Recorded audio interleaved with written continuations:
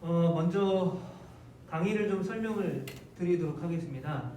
심플리 바이블이라는 강의고요. 구약 성경에 대해서 배우는 시간입니다. 그리고 구약 성경을 책별로 또는 사건별로 다 풀어서 제가 설명을 드리고 또 같이 공부하는 게 아니라 하나님 나라라는 그 관점으로, 그러니까 하나님 나라라는 키워드를 가지고 그 하나님의 나라가 구약에서 어떻게 얘기가 되고 있고 또 그게 신약으로 어떻게 연결이 되고 있고 또 이제 저희가 구약을 마치면 신약 버전도 하겠지만 또 신약에서는 그 하나님의 나라가 어떻게 말씀이 되고 성취가 되는가를 우리가 함께 나눌 수 있었으면 좋겠습니다. 그래서 이 시간은 이런 기대를 좀 내려놓으셨으면 좋겠습니다. 창세기, 출애굽, 레위기, 민수기, 신명기, 여호수아, 사사기, 율기, 사무엘상 쭉 내가 모든 성경을 완벽하게 이번 기회에 공부를 하겠다 라는 생각은 좀 내려놓으시고 구약의 전체적인 흐름, 하나님의 나라라는 그 관점을 통해서 어떻게 구약의 메시지들이 하나님의 그 말씀 가운데 흘러가고 있는지를 배울 수 있는 그런 시간이 될 것입니다. 그래서 약간은 이제 이게 진도 자체가 중요한 것만 보고 가기 때문에 이 부분은 왜 안 하지? 레위기는 왜 이렇게 금방 끝나지? 라고 하실 수 있는데 여러분 레위기를 하기 시작하면 중간에 그만두실 거예요 아마. 왜냐하면 레위기 말씀 자체가 제사법이고 어떻게 하나님이 율법에서 말씀하신 그 제사를 어떻게 드려야 되는지 그 방법론에 대해서 계속해서 설명하기 때문에 그렇게 할 수 없고 저희는 이번에 창세기 1장부터 3장까지를 한 2주 정도 파고 거기서 나오는 하나님의 나라의 개념을 가지고 그 이후의 흐름에 대해서 우리가 공부를 하게 될 것입니다. 그거를 좀 기억하셨으면 좋겠고요. 자, 먼저 이사야 52장 7절 말씀을 한번 찾아보겠습니다. 이사야. 네. 참고로 성경책은 꼭 본인의 성경책을 가져오셔야 되고요. 성경책에 줄을 긋거나 형광펜을 칠하거나 계속해서 필기를 해야 될 것입니다. 그렇기 때문에 내가 고정적으로 계속해서 갖고 다닐 수 있는 성경책을 준비해 오시기를 바랍니다. 그래서 일단 교재는 없고 이제 교재는 제가 이따가 말씀드릴게요. 네, 교재는 지금 약간 고민 중이라 교재를 사야 될지 아니면 제가 프린트물을 만들어서 나눠줘야 될지를 좀 고민하고 있기 때문에 그 부분 조금 이따가 말씀을 추가로 드리도록 하겠습니다. 자, 이사야 52장 7절 말씀. 자, 우리 함께 읽겠습니다. 시작. 좋은 소식을 전하며 평화를 공포하며 복된 좋은 소식을 가져오며 구원을 공포하며 시온을 향하여 이르기를 내 하나님이 통치하신다 하는 자의 산을 넘는 발이 어찌 그리 아름다운가. 아멘. 네, 여기서 좋은 소식이라고 말하고 있습니다. 좋은 소식. 자, 여기서 말하는 좋은 소식은요. 우리가 이제 이 말씀을 읽고 보통 이제 우리가 말씀을 읽으면 이제 묵상을 합니다. 그리고 이 말씀이 지금 나에게 지금 현재 지금 살아가고 있는 나에게 말씀하고 있는 뜻은 무엇인가라고 우리는 자연스럽게 그렇게 생각을 합니다. 그렇다면 이 말씀을 읽고 보통 많은 분들은 지금 나에게 있어서 좋은 소식은 뭘까라고 생각을 하게 돼 있습니다. 지금 우리에게 좋은 소식은 뭐죠? 코로나19가 완전히 없어지는 거죠. 이것만큼 좋은 소식이 없는 거죠. 이것만 해결돼도 사실은 경제적으로 또 여러 가지 내 자녀를 걱정하는 부분이나 또는 내 직장을 걱정하는 부분이나 이 모든 것들이 해결이 되는 거죠. 자, 그런데 우리가 성경을 읽을 때 중요하게 하나 더 기억해야 될 것은 그렇다면 이 성경이 쓰여졌을 때 처음 쓰여졌을 때 이 성경은 누구를 위해서 누구에게 읽게 하려고 이 성경을 썼을까라는 것을 우리는 좀 생각해 볼 수 있어요. 무조건 이 성경을 이제 묵상하고 나의 것으로 만들고 내 상황에 적용해서 하나님이 나에게 이런 말씀을 하시구나 라는 것을 물론 그것도 좋은 성경의 해석의 방법이지만 또 한 가지 우리가 바라봐야 될 것은 뭐냐면 그때에 하나님이 누구에게 이 말씀을 하셨냐 그리고 그때의 상황과 환경은 지금과 어떻게 달랐을까라고 우리가 한 번쯤은 고민해 볼 필요가 있다는 거죠. 그런데 사실은요, 여러분들이 성경만 봐서는 그때의 시대적인 상황이나 또는 이 성경을 써서 누구에게 읽히려고 이 성경을 썼는가를 분석하기는 힘들어요. 왜냐하면 나와 있지 않기 때문에 그래요. 그래서 이 성경을 연구하는 사람들이 있고 또 주석책이 있고 또 배경에 관한 책이 역사적인 책들이 여러 가지가 있는 거거든요. 자, 지금 이 이사야 52장 7절 좋은 소식에 대해서 듣고 싶어하는 사람들, 그리고 이 이사야 말씀을 들으면서 좋은 소식이 정말 기대되는 사람들은 누구냐면 유대인들이었습니다. 유대인. 네, 그 당시 이 성경을 읽는 유대인들. 자, 그렇다면 이제 유대인들에게 좋은 소식이 선포되고 있는 거예요. 그러면 유대인에게 좋은 소식은 뭘까요? 라고 우리는 한 번 더 생각해 볼 수 있어야 됩니다. 여기서 유대인에게 좋은 소식은 뭐냐면 로마로부터의 해방입니다. 그러니까 유대인들은 이 이사야가 좋은 소식을 전하며 평화를 공포하며 복된 좋은 소식을 가져오며 구원을 공포하며 시온을 향하여 이르기를 내 하나님이 통치하신다 하는 자의 산을 넘는 발이 어찌 그리 아름다운가 라고 하는 이 말씀을 들을 때 이제 우리나라가 이스라엘이 유대 이 나라가 드디어 로마에서 해방이 될 수 있겠구나 라는 생각을 하게 돼 있다는 거예요. 왜요? 지금 우리가 이 성경을 읽으면서 이 좋은 소식이 우리에게 코로나19가 없어지는 소식이 되었으면 좋겠다라고 생각하는 것과 똑같은 거죠. 그 당시 유대인들의 상황과 환경은 로마의 압제 가운데 나라를 잃어버리고 힘들게 살고 있었다는 것입니다. 그렇기 때문에 유대인들에게 있어서 좋은 소식은 뭐였냐면 바로 로마로부터 해방이라는 거예요. 자, 그런데 지금 이사야가 좋은 소식이라고 말하고 있는 것은 유대인들이 단순히 자기의 상황과 환경을 바라보고 이게 좋은 소식이야, 그거는 로마로부터 해방이야 라고 생각했던 좋은 소식이 성경에서는 뭐라고 말하냐면 하나님이 통치하는 나라가 되는 것이 진정한 좋은 소식이라는 거예요. 자, 이거를 좀 더 쉽게 설명을 드리면 이런 겁니다. 유대인들이 이사야의 메시지를 들었어요. 좋은 소식이 선포될 거야. 기대하기 시작하는 거죠. 이제 우리도 드디어 지긋지긋한 이 로마로부터 해방되는 거다. 우리가 우리 나라를 되찾고 예전에 다윗이 다스렸던 그 강하고 또 힘이 센 또 국력이 센 그 나라로 회복될 수 있을 거야 라는 소망을 갖기 시작하는 거죠. 그런데 하나님이 이사야로부터 이스라엘 백성들에게 좋은 소식을 선포한 것은 너희들이 잃어버린 그 땅을 되찾고 로마로부터 압제를 해방되는 것이 좋은 소식이 아니라 너희들에게 있어 좋은 소식은 너희가 사는 그 세상 가운데 하나님의 나라가 임하게 되는 것, 그게 좋은 소식이야 라고 이사야의 말씀을 통해서 이야기하고 있는 것입니다. 제가 이야기를 왜 드리냐면, 왜 서두에 이 말씀을 드리냐면 우리가 성경을 읽을 때 잘못 이해하거나 오해하거나 내 생각과 내 주관대로 판단하게 되면 말씀에 오해의 소지가 생길 수 있다는 거죠. 유대인은 좋은 소식이 해방이었어요. 그러나 하나님이 이사야를 통해서 이스라엘 백성들에게 선포한 좋은 소식은 바로 하나님의 나라가 임하는 거죠.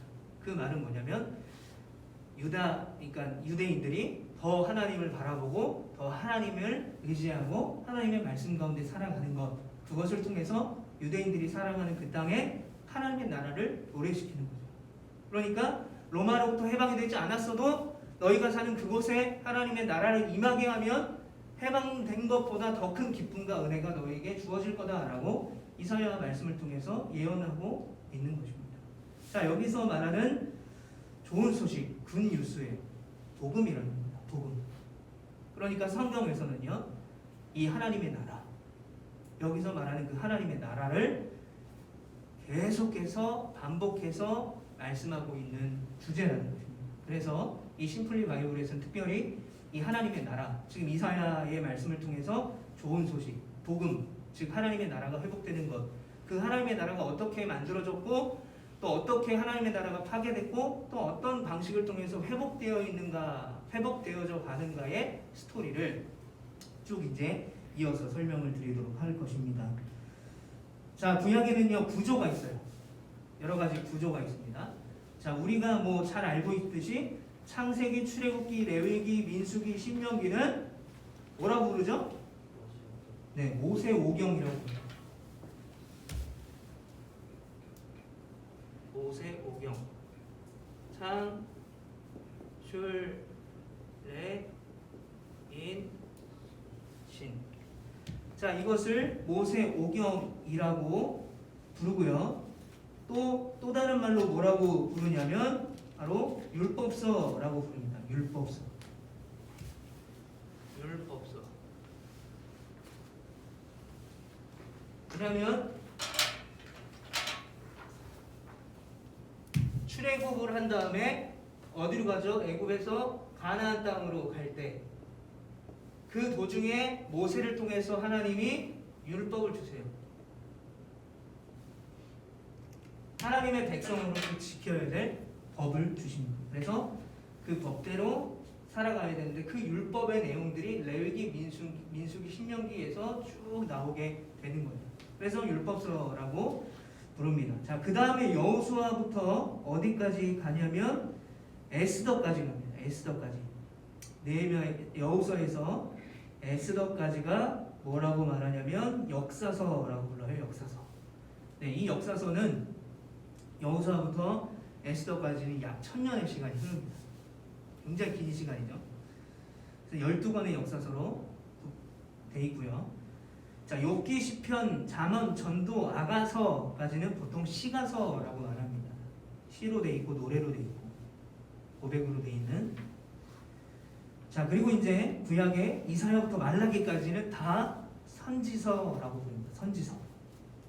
그런데 친절하게도 이사야, 예레미야, 에가, 에스겔, 다니엘까지는 순서대로예요. 다니엘까지는 대선지서라고 부릅니다.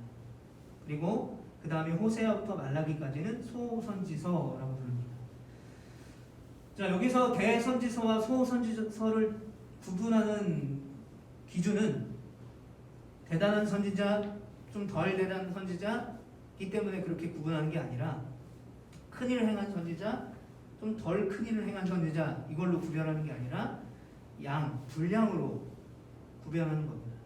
시대가, 역사적인 시대가 긴 선지서는 대선지서라고 부르고 상대적으로 역사적으로 좀 짧은, 시간이 좀 짧은 연대를 가진 선지서는 소선지서라고 부르는 거죠. 실제로 장수도 소선지서들이 짧아요. 네. 그러니까 쉽게 생각하세요. 길면 대선지서, 짧으면 소선지서라고 생각하시면 됩니다.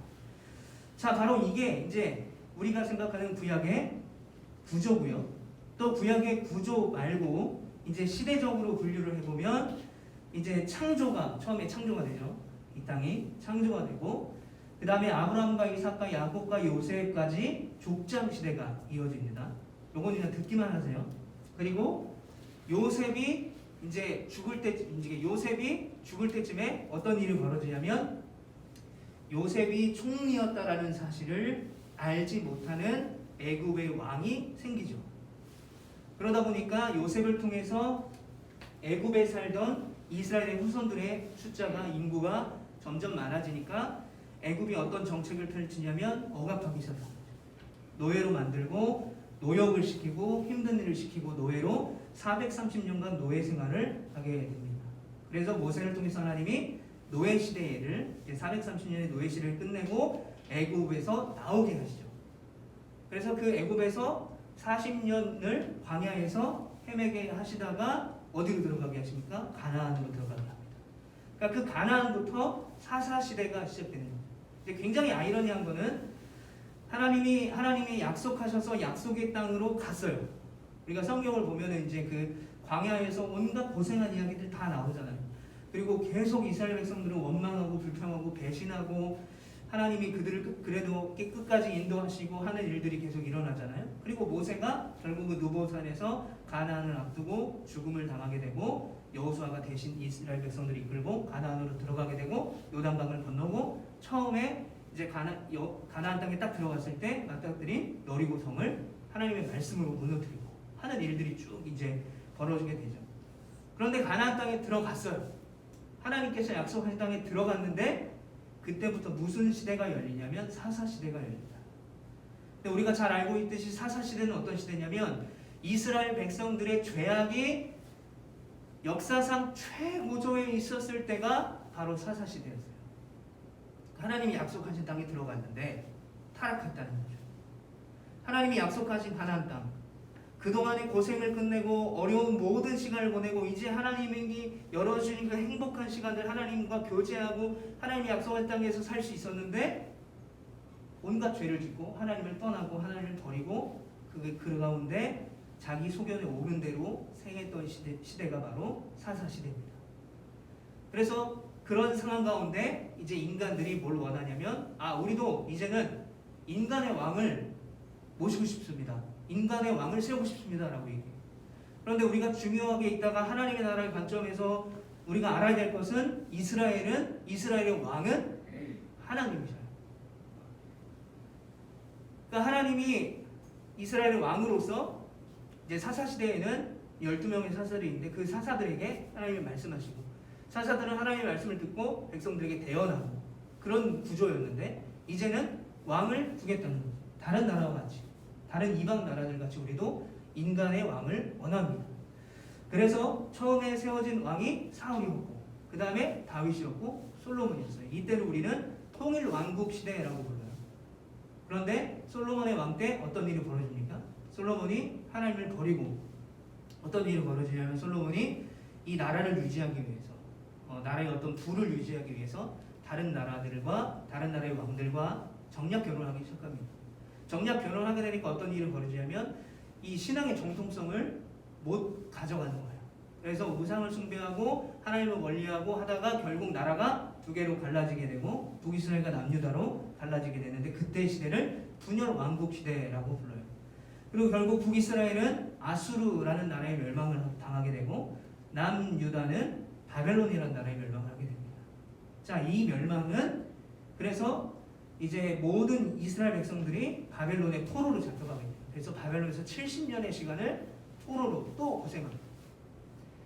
그러니까 하나님이 나라를 주셔서 하나님이 온전한 나라 가나안을 주셔서 그곳에 살게 하셨는데 하나님을 버리고 그들의 왕이신 하나님을 버리고 그 하나님이 왕인데 인간의 왕을 세우게 하고 지들 마음대로 살다가 죄 가운데 살다가 결국에는 나라도 잃어버리고 하나님도 잃어버리고 모든 것들 다 잃어버리는 포로로 전락해 버리는 거죠. 그리고 나서 이제 구약은 그렇게 끝나게 되죠. 계속해서 이제 포로 시대에서 이제 선지서들의 예언이 계속되는 겁니다. 선지자들의 예언이. 그러고 나서 구약이 딱 끝나고 신약까지의 중간에 하나님의 말씀도 없고 선지자의 예언도 없는 400년이라는 시간이 흐릅니다. 그런데 이 400년이라는 시간 동안 유대인들이 생각한 거죠.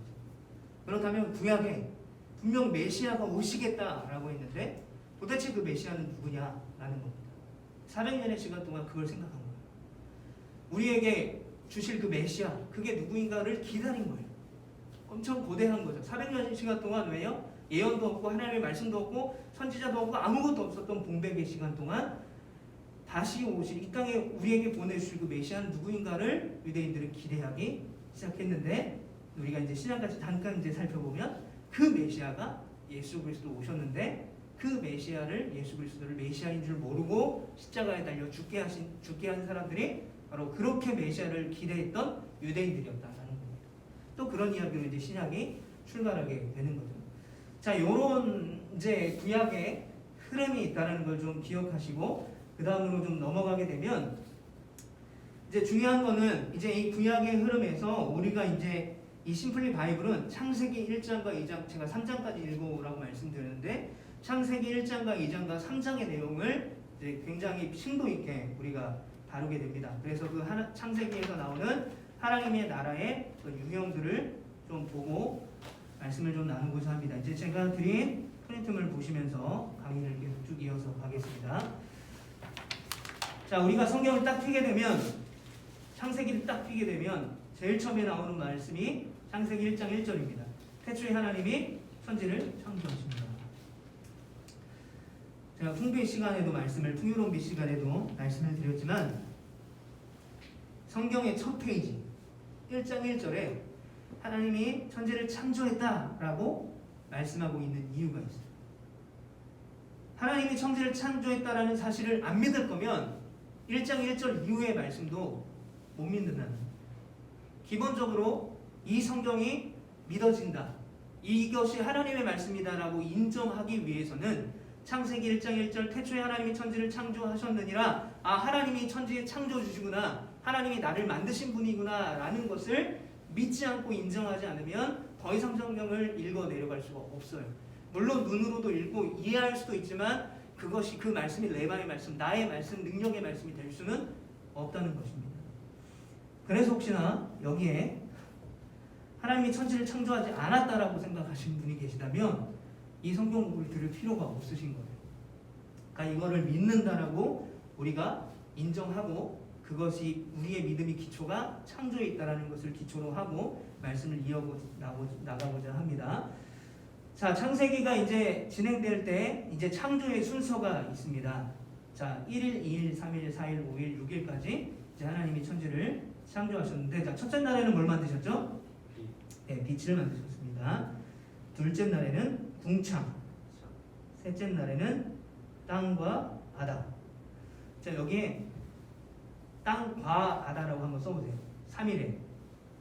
제가 콤마를 했는데 거기에 과를 한번 넣어보세요. 아, 죄송합니다. 과 넣지 말고 그냥 땅, 바다 요것만 보세요. 자, 4일에 해, 달, 별, 들이라고 있어요. 들. 해, 달, 별, 들. 물고기, 새, 들이라고 적어보세요. 그리고 사람, 짐승, 사람과 짐승들이라고 적어보세요. 그러니까 해달, 별들, 물고기, 새들, 사람과 짐승들. 자, 그러니까 첫째 날은 빛, 둘째 날은 궁창, 셋째 날은 땅, 바다, 넷째 날은 해달, 별들, 다섯째 날은 물고기, 새들, 여섯째 날에는 사람과 짐승들. 자, 제가 그렇게 넣어보라고 해서 써보셨죠? 자, 문제를 내겠습니다. 자, 맞추시는 분에게 제가 선물을 나중에 드릴 텐데, 제가 왜 해달별들, 물고기, 새들, 사람과 짐승들이라고 하라고 했을까요? 네? 복수. 아, 복수. 네, 그것도 맞습니다. 네, 이거를 이렇게 질문하면 제일 처음으로 나오는 답이 이거예요. 늘 이제 요 커리큘럼에 요거를 딱 질문하면 아, 복수라서 그렇습니다라고 이제 제일 이렇게 발표를 잘 하시는 분들이 그렇게 대답을 하십니다. 또 뭐가 있을까요? 사실은요, 요게 숫자를 글씨랑 맞춘 거예요. 첫째 날은 한 글자, 둘째 날은 두 글자, 셋째 날은 세 글자, 넷째 날은 네 글자. 왜 이렇게 맞췄을까요? 주일학교 때 애들이 잘 외울 수 있도록. 첫째 날은 한 글자야. 한 글자가 뭐지? 생각해봐. 빛. 4일은 해달, 별이라고 하면 세 글자밖에 안 되니까 해달, 별, 들. 다섯째 날은 물고기, 새, 들. 여섯째 날에는 6이니까 사람과 짐승, 들. 이렇게 외우게 한 거죠. 저는 왜 이거를 말씀드리냐면 이걸 외울 필요가 없다는 거예요. 외울 필요가 없다는 걸 말씀드려요. 자, 첫째 날과 둘째 날과 셋째 날에 하나님이 하신 것이 무엇이냐면 먼저 창세기 1장 2절 말씀을 우리 같이 읽어보겠습니다. 시작. 땅이 혼돈하고 공허하며 흑암이 깊음 위에 있고 하나님의 영은 수면 위에 운행하시니라. 자, 땅이 혼돈했다라는 거예요. 혼돈은 무질서의 상태였다는 것입니다. 하나님이 태초에 천지를 창조하기 전에 이 땅의 상태는 무질서, 혼돈의 상태였다는 것입니다. 그래서 제가 천지 창조의 순서를 외우지 말라고 하신 이유는 이 원래를 기억하라고 말씀을 드리는 거예요. 첫째 날부터 둘째 날, 셋째 날까지, 첫째 날부터 셋째 날까지는 뭘 하시냐면 무질서한 그 천지에 하나님이 질서를 세우시기 시작하는 거죠. 4절 말씀에 보면 나누사라는 말씀이 나오고 빛이 하나님이 보시기에 좋았더라. 하나님이 빛과 어둠을 나누사. 그리고 6절에 보면 하나님이 이르시되 물 가운데로 궁창이 있어 물로 나뉘라 라고 말하고 있고요. 9절에 보면 하나님이 이르시되 천하의 물이 한 곳으로 모이고 라고 말해요. 그러니까 무질서했다는 거죠. 구별이 없었고 구분이 없었고 경계가 없었던 천지를 나누고 흩어진 건 모으고 또 붙어있던 거는 떨어뜨리고 하면서 하나님이 첫째 날, 둘째 날 빛과 궁창과 땅과 바다를 만드시면서 무질서한 천지의 질서를 먼저 세워놓으셨다라는 겁니다. 그 다음에 넷째 날부터 여섯째 날에는요, 아까 창세기 1장 2절에 보면 땅이 혼돈하고 공허했다라고 얘기했는데, 공허한 땅을 채우시기 시작하셨다는 거예요. 그런데 중요한 것은 1일과 4일이 연결되고요, 2일과 5일이 연결되고요, 3일과 6일이 연결됩니다. 어떻게 연결되냐? 첫째 날에 빛을 만드셨어요. 그러면 이거는 혼돈에서 질서를 세우신 거예요. 그러면 빛이 있으니까 그 빛을 낼 수 있는 뭔가를 채운 거예요. 공간에. 그러니까 해, 달, 별, 빛을 내는 것을 채우신 거예요. 둘째 날에는 궁창을 만드셨어요. 궁창은 하늘과 땅의 경계를 말하는 건데, 그 궁창에 있는, 궁창에서 사는 물고기, 새를 만드신 거예요. 그러니까 둘째 날과 다섯째 날이 연결되는 거예요. 그리고 셋째 날, 땅과 바다를 만드셨을 때 땅과 바다에 있는 사람과 짐승을 만드셨다는 거죠. 그러니까 우리가 첫째 날, 둘째 날, 셋째 날 뭘 만드신가를 우리가 기억하고 있으면 첫째 날이 넷째 날과 이어지고, 둘째 날이 다섯째 날과 이어지고, 셋째 날이 여섯째 날과 이어지기 때문에 사실 달달 외우지 않아도 천지 창조의 순서를 어느 정도 우리가 기억할 수 있다는 거죠. 근데 여기는 원리가 있다. 첫째 날부터 셋째 날까지는 혼돈하죠. 질서가 없는 곳에 하나님이 질서를 세우셨고, 질서를 세우신 다음에 뭘 했어요? 이제 질서가 잡혔으니까, 기본이 잡혔으니까 거기에 물건을, 그러니까 물건이라고 얘기하면 좀 그런데 무언가를 채우기 시작하셨다는 거죠. 그래서 하나님이 천지를 창조하신 사건은 혼돈한 땅에, 질서가 없는 땅에 하나님의 질서를 세우시고, 하나님의 질서를 세운 그 땅에 하나님의 창조물들을 세우셨다. 그것이 바로 천지 창조의 사건이다라고 우리가 기억하면 되는 것입니다. 그리고 7일 날에는 뭘 하셨냐면 안식하셨다라고 말씀하고 있어요. 근데 여기서 제가 괄호에 완전한 창조라고 써놓은 이유가 있습니다. 자, 우리가 보통 안식하면은 쉰다라고 생각해요. 하나님이 빛 만들고, 궁창 만들고, 땅 바다 만들고, 해달면 만들고, 물고기 새 만들고, 사람 짐승 만들고. 제가 우리 집사님 요리사신데 저도 요리하는 것도 굉장히 좋아하거든요. 파스타도 만들고, 제 페이스북에 보면 요리하는 것도 굉장히 많이 나오는데, 저는요 이제 아마추어잖아요. 그러니까 한꺼번에 한 두세 개 요리를 하잖아요. 정신이 하나도 없고, 그렇게 해서 제 아내가 맛있게 먹으면 저는 안 먹어도 돼요. 왜냐하면 요리를 하느라고 이미 지쳐 있는 거예요. 힘든 거예요. 먹을 기력이 없어져요. 그리고 사실은 이제 막 만들면서 맛도 보고 뭘 했기 때문에 이게 입맛이 별로 없게 되더라고요.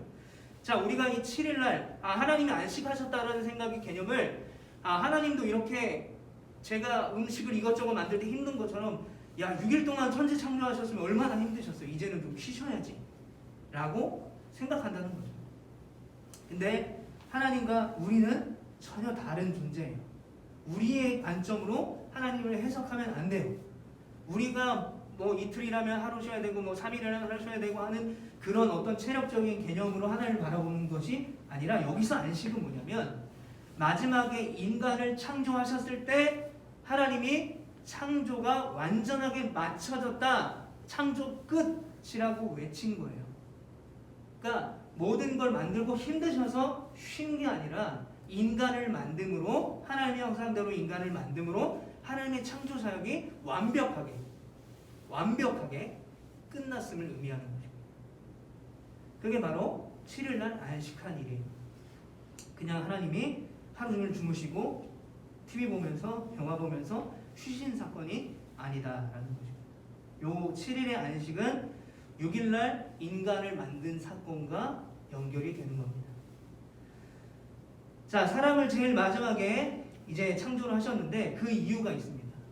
천지 창조에도 사람을 제일 마지막에 만드신 이유가 뭐냐면, 이제 그렇잖아요. 사람이 뭐 내가 새로운 집을 사서, 아파트를 사서 이사를 가는데 아무것도 없으면 거기서 밥을 해먹을 수도 없고 잠을 잘 수도 없는 것처럼, 하나님이 하나님의 형상대로 인간을 만드시기 전에 인간이 누릴 수 있는 모든 것들을 다 미리 만들어 놓으셨다. 몸만 들어간 거죠. 그렇게 미리 만들어 놓으신 거예요. 그런데 그렇게 만드신 이유가 있어요. 야, 너 몸만 들어와도 돼. 내가 다 만들어놨어 라고 얘기하시고, 아무것도 하지 마. 너 이제부터 놀고 먹어 라고 하신 게 아니에요. 하나님이 인간을 만드시기 전에 모든 창조물들을 미리 만드신 이유는 뭐냐면 혼돈한 땅에 질서를 세우셨잖아요. 그 질서를 유지할 존재가 필요했는데 그것이 바로 사람들이었다는 거예요. 그게 바로 인간이었다는 거예요. 그래서 여기 보시면 질서를 유지할 피조물을 세우셨다라고 우리가 알 수 있습니다. 자, 그래서 인간은 하나님의 형상대로 지음을 받았어요. 창세기 1장 27절 말씀 우리 찾아서 같이 읽어보겠습니다. 시작. 하나님이 자기 형상 곧 하나님의 형상대로 사람을 창조하시되 남자와 여자를 창조하시고. 자, 모든 다른 인간 외의 다른 창조물들은 하나님이 말씀으로 만드셨지만 인간만큼은 하나님의 형상대로 만드셨다라고 말하고 있어요. 그러면서 하나님의 형상대로 만드셨고 하나님의 형상대로 만든 그 인간을 하나님이 무질서한 가운데, 혼돈 가운데, 공허 가운데 질서를 세우고 채우신 그 땅에 그 질서를 유지시킬 존재로 하나님이 인간을 부르셨다라는 것까지 우리가 이야기를 나눴습니다. 그렇다면 왜 하나님은 하나님의 형상대로 만드셨느냐라는 거예요. 여기 제가 써놨는데요.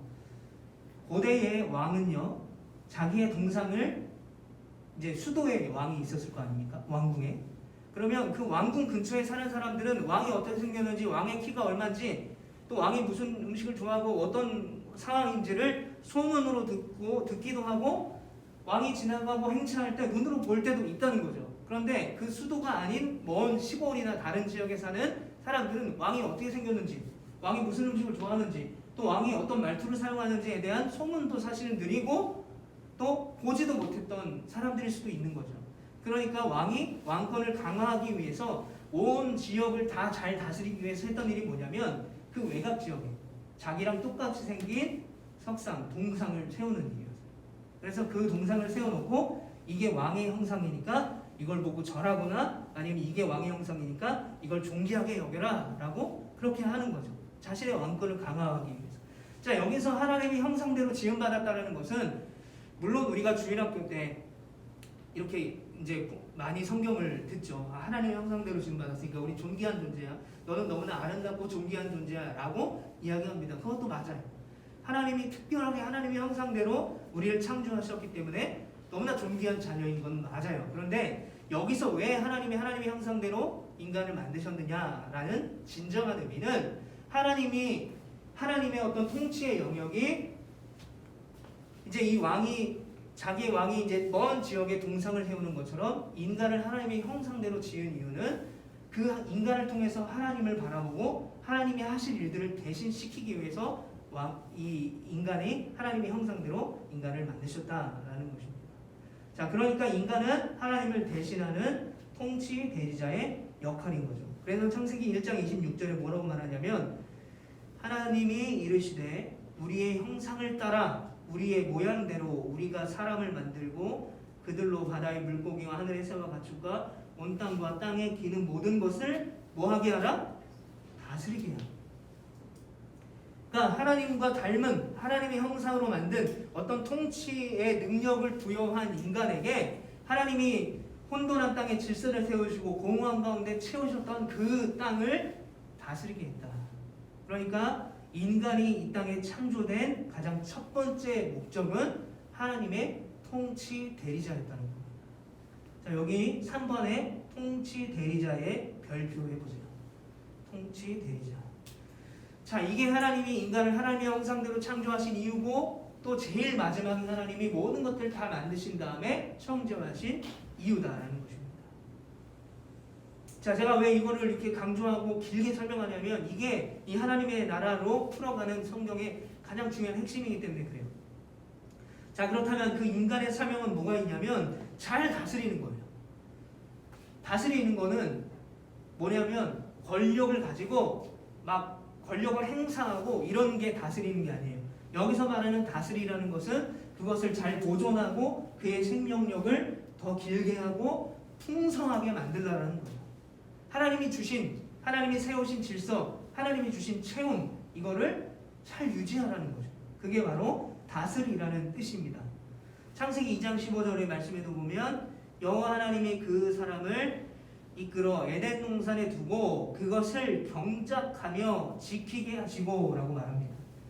자, 그러니까 인간에게 하나님이 첫 번째로 통치 대리자로서 첫 번째로 명령하신 것이 뭐냐면 창세기 2장 15절에 보니까 경작하고 지키게 하시고 경작하고 지키게 했다라는 것입니다.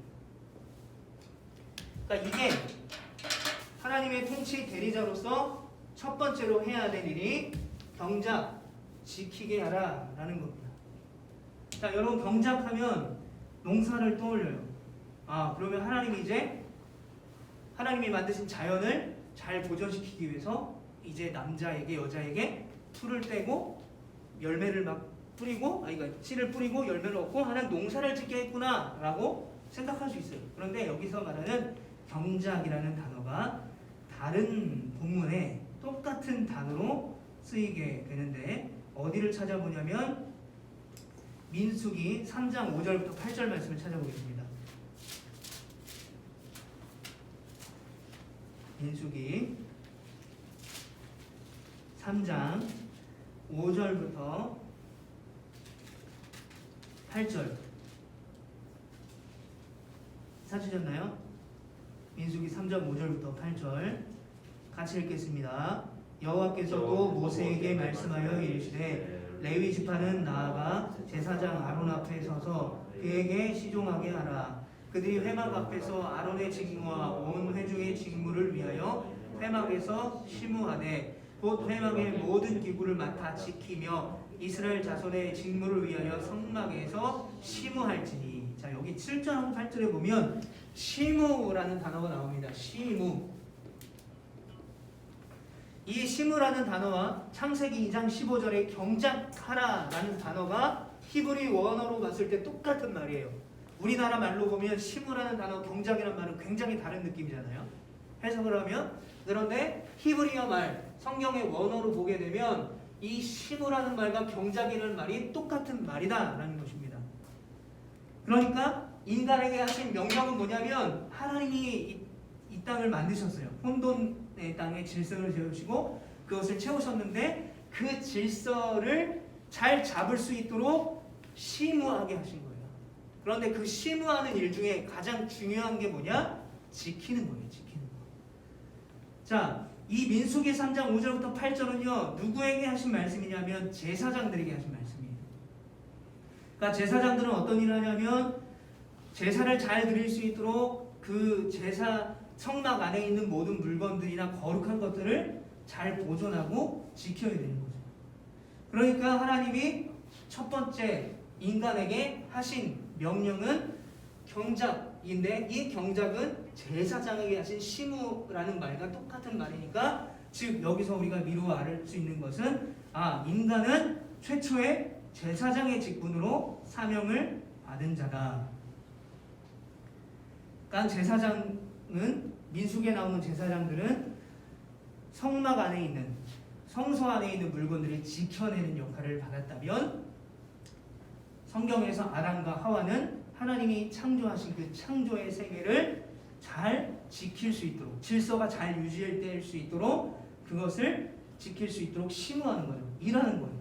그게 바로 인간에게 명령하신 하나님의 명령이었다는 것입니다. 그러니까 하나님이 인간에게 주신 사명 두 가지가 있는데 하나는 통치 대리자예요.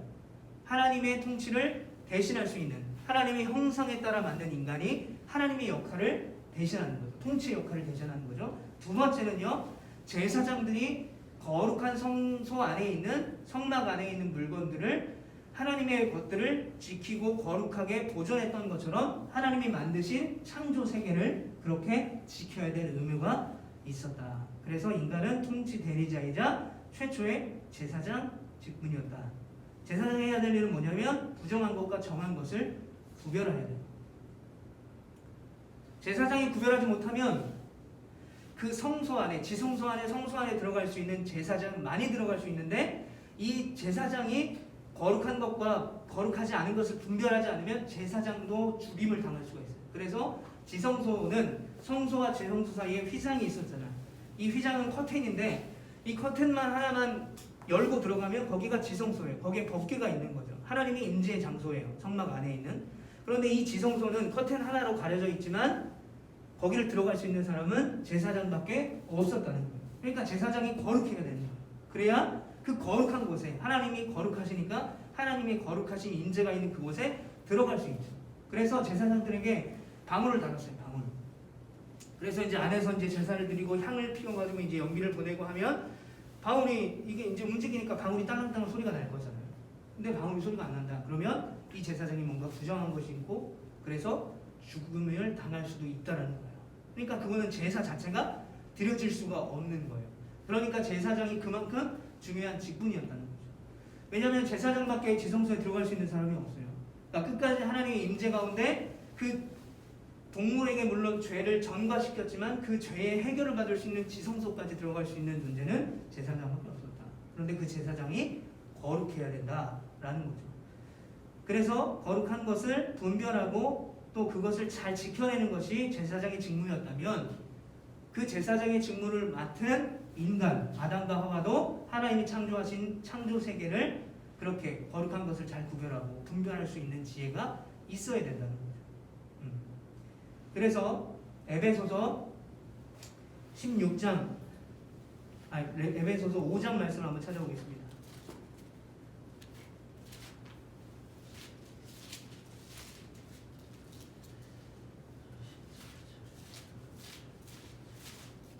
찾으셨나요? 에베소서 5장 17절부터 18절까지 말씀 여러분들만 한번 읽어보셨으면 좋겠어요. 시작. 그러므로 이끄는 자가 되지 말고 그의 뜻이 무엇인지 솔직하지 말라. 이들 상하겠으니 오직 스스로 사람을 자, 에베소에서 뭐라고 말하냐면 술 취하지 말라라고 말해요. 네, 레위기 10장 한번 찾아보겠습니다. 레위기.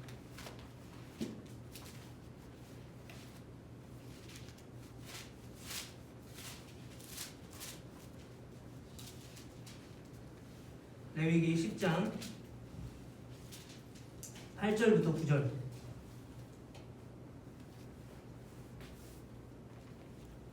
자, 여기 뭐라고 나와 있냐면 여호와께서 아론에게 말씀하여 이르시되 너와 내 자손들이 회막에 들어갈 때에는 포도주나 독주를 마시지 말라. 그리하면 너희 죽음을 면하라. 이는 너희 대대로 지킬 영영한 규례라. 자, 에베소서에도 술 취하지 말라, 방탕하지 말라라고 말하고 있어요. 레위기에서도 뭐라고 말하냐면 포도주나 독주를 마시지 말라라는 거예요. 자, 제사장들에게 명령하신 명령이에요. 제사장들은 회막에 들어갈 때, 그러니까 거기 가서 심우할 때, 그러니까 하나님의 거룩한 것을 거룩하게 지키고 분별하는 그 일을 하기 전에는 포도주나 독주를 마시지 말라는 거예요. 여기서 포도주와 독주를 마시지 말라는 것은 술 자체가 나쁜 거니까, 부정한 거니까, 이건 나쁜 거니까 넌 먹으면 안 돼 라고 말씀하는 게 아니라 술을 먹음으로써 제사장이 거룩한 것을 분별하고 거룩하지 않은 것을 분별해내는 그 분별력을 잃어버리기 때문에 하나님은 포도주나 독주를 마시지 말라고 합니다. 에베소서 말씀에도 그렇게 말하는 거예요. 술 취하지 마라, 방탕하지 마라. 세상이 악하다는 거예요. 이 세월이 악하다는 거죠. 왜요? 세월이 악하고 세상이 악한데 그리스도인들이 그것이 악하고 좋은 것인지 나쁜 것인지 분별의 능력을 잃어버리기 때문에 그래요. 술을 마시게 됩니다. 술 자체가 악한 거고 마귀의 것이고 사단의 것이기 때문에 이거는 안 돼가 아니라 이것을 먹음으로써 인간이 기본적으로 그리스도인이 기본적으로 해야 될 거룩한 것을 지켜내고 거룩하지 않은 것을 분별하고 그것을 절제할 수 있는 절제력, 분별력을 잃어버리게 돼요. 제사장에게 하신 명령이 그거잖아요. 회막에 들어가서 심우를 할 때 필요한 일을 못하게 됩니다. 자, 하나님이 이제 이 제사장에게 이런 명령을 했다면 인간을 창조하셨을 때 제사장의 역할을 맡으셨다고 얘기하셨잖아요. 그럼 인간에게도 하신 명령이 똑같이 있을 것입니다. 그게 뭐냐면 바로 선악과를 먹지 말라는 거예요. 제사장에게 회막에 들어갈 때에 포도주나 독주를 마시지 말라. 그것을 먹었을 때는 너희가 회막에서 심우할 수 있는 분별력을 잃어버리기 때문에 그걸 먹지 말라고 얘기하신 그 똑같은 경우가 인간에게 적용되는데 그게 뭐였냐면 선악과를 먹지 말라는 거예요. 그러니까 통치 대리자로서 그리고 인류 최초의 제사장으로서 하나님이 인간에게 사명을 주셨는데 그 사명을 지키기 위해서 가장 중요한 법, 그게 뭐냐? 선악과를 먹지 않는 거예요. 자, 그럼 밑에 표를 보시면서 설명을 드리겠습니다. 자, 지금부터 이제 우리는 오늘은 요 표까지 한번 보고 마칠 건데요. 중요한 키워드가 있습니다. 4가지 키워드가 있는데 하나는 왕입니다. 왕. 그리고 하나는 백성입니다. 그리고 또 하나는 법이에요. 또 하나는 땅입니다. 그래서 앞으로 우리는 이 성경 심플리 바이블 성경 공부하는 동안에 왕, 백성, 법, 땅 이 4가지를 가지고 하나님의 나라를 계속해서 해석하고 하나님의 나라가 어떻게 풀어가는지를 우리가 함께 나눌 거예요. 자, 그렇다면 왕은 누구십니까? 창세기 1장 1절에 보면 하나님이 천지를 창조하셨어요. 그러면 천지를 창조하신 분이 하나님이니까 우리의 왕은, 그러니까 그 하나님이 처음 창조했을 때 그 창조 세계의 왕은 누구예요? 하나님이에요. 그래서 제가 창세기 1장 1절이 기본이라고 말씀을 드린 이유가 여기 있습니다. 하나님 나라의 왕은 하나님이에요. 자, 그렇다면 왕이 있으면 그 왕이 다스리는 백성들이 존재해야 되잖아요. 그 백성은 누구냐면 아담과 하와가 백성이에요. 우리가 뭐 나라의 뭐 3요소 뭐 이런 거 얘기하잖아요. 그런 것처럼 하나님 나라에 4가지 요소가 있는데 왕, 백성, 법, 땅 이렇게 4개가 있는 거예요. 왕은 하나님이십니다. 하나님이 천지를 창조하셨고 또 모든 만물을 만드셨어요. 그리고 제일 마지막에 하나님의 형상대로 인간을 만드셨는데 그 인간 아담과 하와가 하나님의 인류의 첫 백성이었다. 그리고 그러면 왕이 있고 백성이 있으니까 거기서 살아야 될 공간이 필요하잖아요. 왕하고 땅, 백성이 살아야 될 공간. 그게 뭐예요? 땅, 에덴 동산이에요. 그리고 땅이 있고 백성이 있고 왕이 있으니까 이제 그 땅에서 살아가야 되는 법이 필요한 겁니다. 법. 그게 바로 선악과를 먹지 말라는 거예요. 그래서 이 표를 보시면 왕 하나님이 백성에게 법을 주신 거예요. 백성에게. 그게 뭐예요? 선악과는 절대로 먹지 말라. 그리고 선악과를 먹지 말라라는 그 법을 주시기 전에 그 법이 왜 그들에게 주어졌냐면 아담과 하와가 하나님의 통치 대리자와 제사장으로 창조되었기 때문에 그래요. 그렇기 때문에 법이 주어진 거예요. 왜냐하면 하나님의 통치 대리자로서 또 제사장으로서 하나님께서 세우신 그 창조 세계를 잘 유지해야 되는 사명이 있었기 때문에 그 사명을 지킬 수 있는 키, 열쇠는 바로 선악과를 먹지 않는 거였어요. 그러니까 선악과만 안 먹으면 하나님이 만드신 그 땅에 왕 대신 하나님을 모시고 하나님의 백성으로서 영원히 살 수 있었던 거죠. 그리고 표면적으로 선악과를 먹지 말라라는 그 명령과 함께 또 한 가지, 선악과를 먹지 않는 것은 기본적인 거예요. 기본 룰이에요. 그 기본 룰에 또 한 가지 사명이 추가된 게 뭐였어요? 통치 대리자로서 제사장으로서 해야 될 일, 아까 말한 경작하고 지키는 일. 한 번 더 설명드리면 왕이신 하나님이 백성을 만드셨는데 그게 아담과 하와고 그 왕이신 하나님과 백성인 아담과 하와가 살아가는 공간은 하나님이 만드신 에덴 동산이고 그 에덴 동산에서 아담과 하와에게 주어진 2가지 사명이 있는데 하나는 통치 대리자고 하나는 제사장의 직분이라는 거죠. 그런데 그것을 감당하기 위해서 필요한 기본적인 가장 기본적으로 세팅된 룰은 뭐냐면 법인 선악과를 먹지 말라는 거고 또 한 가지는 경작하고 지키게 하는 거예요. 이게 하나님이 창세기 1장에 천지를 창조하실 때 에덴이라는 하나님의 나라예요. 그 하나님의 나라의 원형입니다. 원형. 이게 기본 원형입니다. 그런데 이게 깨어지죠. 이 원형이 깨어지죠. 왜 깨어지냐? 선악과를 먹잖아요. 선악과를 금지했는데 인간이 그 법을 지키지 않잖아요. 그러면서 어떻게 해요? 에덴에서 쫓겨나잖아요. 땅을 잃어버리게 되잖아요. 땅만 잃어버린 게 아니라 그 땅에서 살지 못하게 되고 쫓겨나니까 하나님을 잃어버리는 거예요. 그러니까 하나님은 하나님의 나라를 만드셨는데 그 하나님의 나라의 백성으로 인간을 만드셨고 인간에게 그 사명을 주셨는데 인간이 선악과를 따먹고 죄를 지음으로 쫓겨나게 되고 땅을 잃어버리고 왕 없는 백성으로 살기 시작하는 이야기가 이제 아담과 하와 뒤에 나오는 후손들의 이야기가 하나님 없는 질서 없는 법 없는 세상 가운데서 죄를 지으며 살아가는 이야기가 계속해서 나오게 되는 거예요. 그래서 하나님은 아담과 하와를 이제 죄를 지었으니까 쫓아내요. 에덴 동산에서. 그래서 성경에 보면 에덴의 동쪽에 그룹이 지키게 했어요. 다시는 못 들어오게. 죄를 지었으니까 영원히 쫓아낸 거죠. 그래서 그 아담과 하와가 쫓겨나서 세상 가운데 살아갈 때에 이제 원래 이 에덴 동산에 살 때는 일하지 않아도 되고 또 수명이 없었고 너무나 완벽한 공간에서 완벽한 질서 가운데 살 수 있었지만 딱 쫓겨나는 순간에 땅을 잃어버리고 하나님을 잃어버리고 어떻게 되냐면 이 하나님의 자녀들이었던 아담과 하와가 수명이 생기고 일을 해야 되고 자손이 생겨야 되고 자손을 만들어야 되고 하는 일들이 계속해서 나오게 되는 거예요. 그게 바로 아담과 하와가 에덴 동산에서 쫓겨난 그 이후의 이야기들이 그렇게 진행이 되는 것입니다. 그래서 이제 결론입니다. 그렇다면 이제 하나님의 나라가 깨졌잖아요.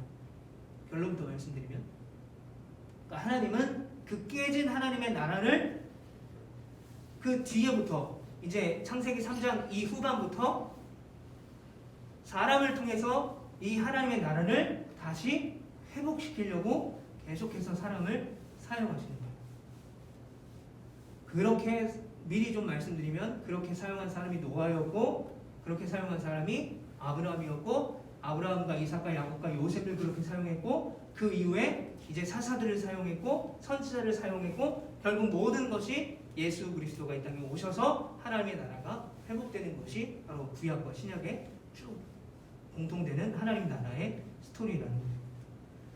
그래서 우리가 왜 창세기 1장부터 2장까지를 이렇게 이따가 다음 주에도 한 번 더 할 테지만 왜 이렇게 자세히 배웠냐면 이 하나님의 나라의 원형이 창세기 1장, 2장, 3장 요 사이에 나오기 때문에 그래요.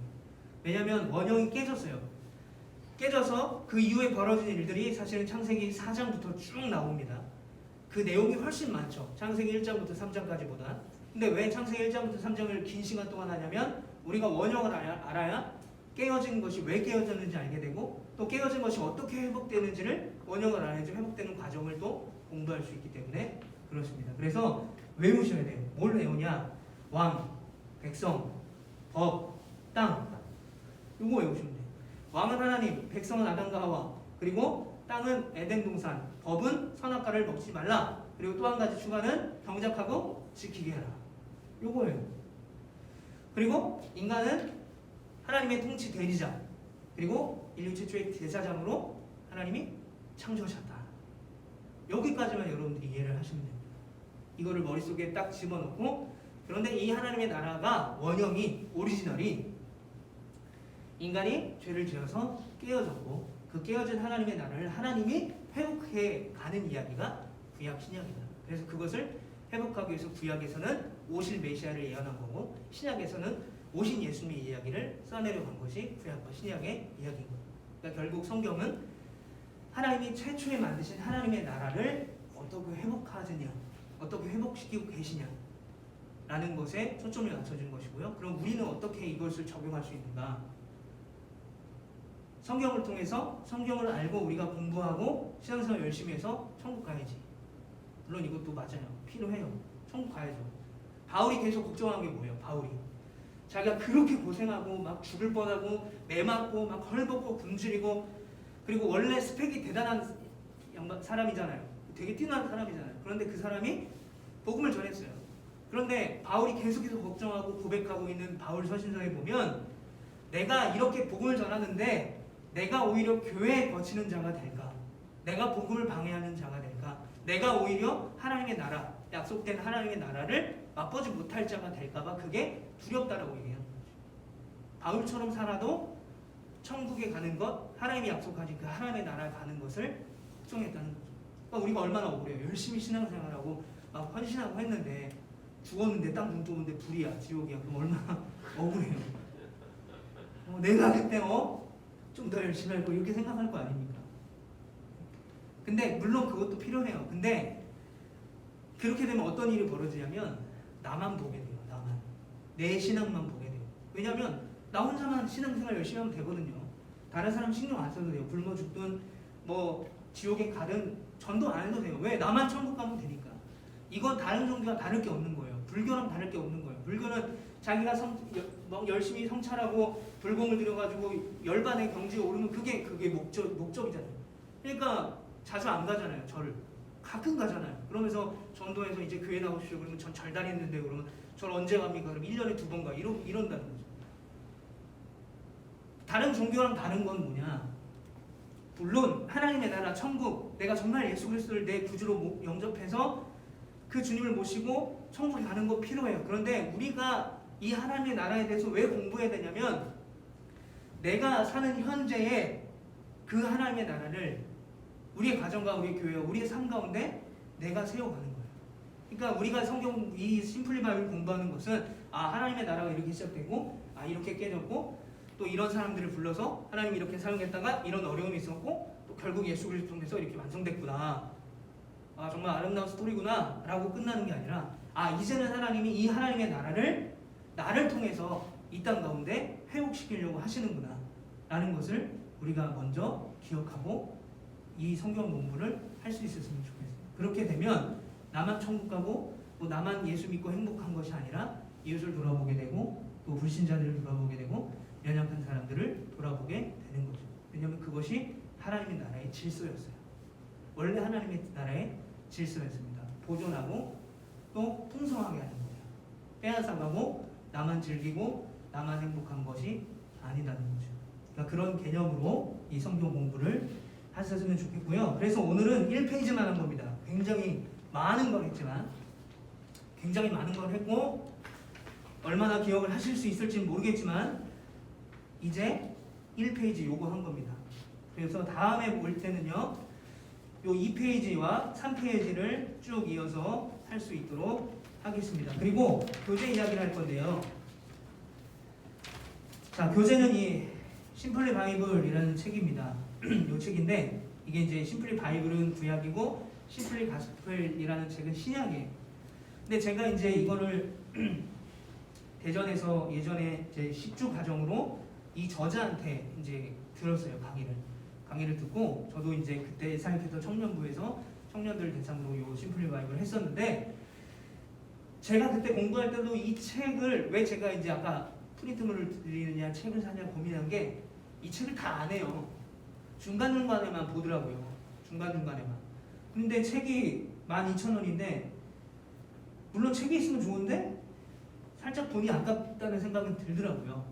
근데 제가 주중에 한번 생각해보고 어쨌든 회비를 내실 거고 내셨으니까 책을 구입을 하게 되면 그 회비를 가지고 구입을 하게 되고 만약에 책을 구입하지 않고 제가 프린트물을 좀 해서 드리겠다. 물론 책을 사도 제가 인쇄물은 드릴 거예요. 그런데 인쇄물로도 충분할 것 같다라는 생각이 들면 책을 사지 않고 그 돈을 책값을 따로 이제 책값이 회비에 포함되는 걸 따로 제가 챙겨서 드리도록 하겠습니다. 그래서 이 프린트물은 꼭 집에 가져가셔서 1페이지를 한번 쭉 읽어보시는 거예요. 그리고 제가 했던 강의들을 살펴보시면서 기억하시면서 한번 보시는 거고요. 또 이제 제가 영상을 이렇게 찍고 있어요. 물론 오늘은 이제 칠판에서 별로 필기를 많이 안 했는데 이제 하다 보면 굉장히 많이 필기를 하게 될 건데 영상을 매주 찍는 이유는 뭐냐면 이제 저도 이 영상을 갖고 이제 저도 이제 계속해서 강의를 해야 되는 거고 이제 못 나오시는 분들에게 영상을 주는 건데 이 영상 때문에 안 나와도 되는구나 영상 나중에 봐야지 하고 별건 아닌데 안 나오시는 분들이 계세요. 근데 이 심플리 바이블은요 시험도 없고 아무것도 없어요. 그냥 저번에 풍빛 할 때는 책 다 내셨어요. 1권, 2권, 3권까지 있는 거 다 문제 풀어가지고 냈는데 이거 문제 푸는 것도 없어요. 그러니까 출석만 하시면 돼요. 출석만 열심히 하시면 돼요. 왜냐하면 이 하나님의 나라를 관점으로 성경이 계속 이어져 있기 때문에 중간에 빠져버리면 이어지지가 않아요. 이게 잘 개념 자체가. 그러니까 결석만 안 하시고 정해진 과정을 잘 마치시면 이 구약의 과정을 잘 마칠 수 있을 겁니다. 그래서 책은 제가 주중에 한번 판단하고 주문해야 되면 제가 주문해서 다음 주에 여기 이 시간에 모이면 드리도록 하고요. 영상 파일은 카톡으로 제가 유튜브 링크를 보내드릴 겁니다. 왜냐하면 이제 원본은 너무 용량이 크기 때문에 유튜브 링크를 보내드리면 타고 들어오셔서 언제든지 보실 수 있도록 그렇게 하도록 하겠습니다. 자, 혹시 질문 있으신가요? 질문? 네, 없으신 걸로 알고 기도하고 마치겠습니다. 사랑의 하나님 감사합니다. 우리가 성경을 공부하고 또 이렇게 코로나19라는 어려운 시대에도 우리가 시간을 드리고 또 이렇게 주님 앞에 말씀을 배우는 이유는 하나님 우리가 하나님의 말씀을 더 잘 알고 하나님의 성경을 잘 아는 것도 우리에게 정말 필요한 것이지만 우리가 아는 만큼 또 우리가 깨닫는 만큼 우리가 사는 이 땅 가운데 하나님의 나라를 도래할 수 있는 하나님 나라의 주인공이 되기 위하여 하나님 우리가 이 말씀을 배웁니다. 어려울 수도 있고 또 복잡할 수도 있는 이 성경의 이야기들을 또 잘 이해할 수 있는 지혜를 우리에게 더하여 주시고 무엇보다 이 늦은 시간에 이 저녁 시간에 꾸준하게 앞으로의 시간 동안 우리 이 심플리 바이블을 시청한 모든 성도님들이 잘 참석하여서 끝까지 하나님의 나라라는 키워드를 통해서 하나님이 어떻게 말씀 가운데 말씀하시고 역사하시는지 또 지금 나이가 어떻게 말씀하시는지를 깨닫고 같이 그 하나님을 찬양하며 또 영광 돌릴 수 있는 또 함께 그 귀한 비밀을 알아갈 수 있는 이 시간 될 수 있도록 하나님 함께하여 주시옵소서. 부족한 종에게도 함께 하셔서 지혜 도하여 주셔서 이 강의 가운데 정말 필요한 것들을 우리 성도님에게 나누게 하시고 또 전하는 자가 전하는 자처럼 살아갈 수 있도록 은혜를 도하여 주시고 무엇보다 지금 경주 지역도 코로나 때문에 1.5단계로 접어들었는데 더 확산되지 않아서 이 성경 공부를 끝까지 현장에서 같이 모여서 마칠 수 있도록 주님께서 은혜를 더하여 주시옵소서. 돌아가는 말씀도 지켜줄 것을 믿고 예수님의 이름으로 감사하며 기도합니다. 아멘. 감사합니다. 수고하셨습니다.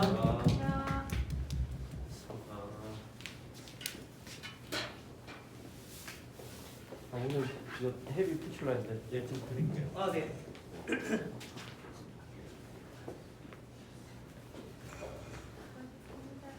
수고하셨습니다.